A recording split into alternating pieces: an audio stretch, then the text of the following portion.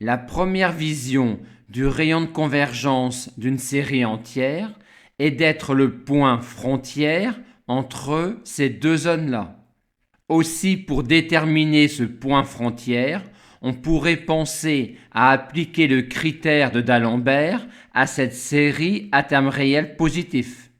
Et c'est simplement cela qui est à la base de la règle de D'Alembert pour déterminer le rayon de convergence d'une série entière. On pourra envisager d'appliquer la règle de D'Alembert pour déterminer le rayon de convergence d'une série entière quand on aura une série entière pour lesquelles les puissances vont de 1 en 1, ou une série entière pour lesquelles les puissances vont de 2 en 2, ou une série entière pour lesquelles les puissances vont de 3 en 3, et ainsi de suite.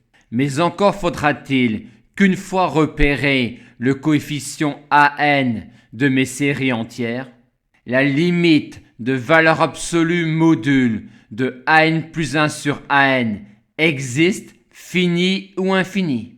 Aussi, pour pouvoir appliquer la règle de D'Alembert pour déterminer le rayon de convergence d'une série entière, il faudra non seulement que l'on ait affaire à des séries entières de cette forme-là, mais aussi que cette limite-là existe, finie ou infinie.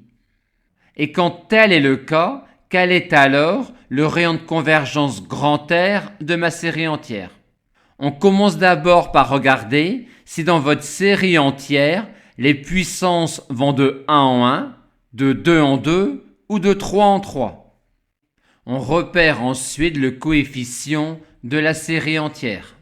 On détermine ensuite la limite quand n tend vers plus infini de valeur absolue module de AN plus 1 sur AN.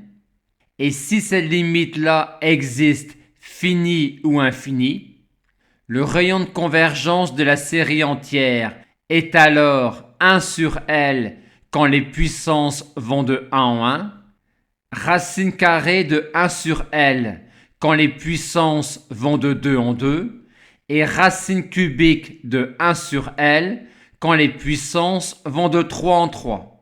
Notez dans chacun des cas que si L vaut 0, R vaudra plus infini, et que si L égale plus infini, R vaudra 0.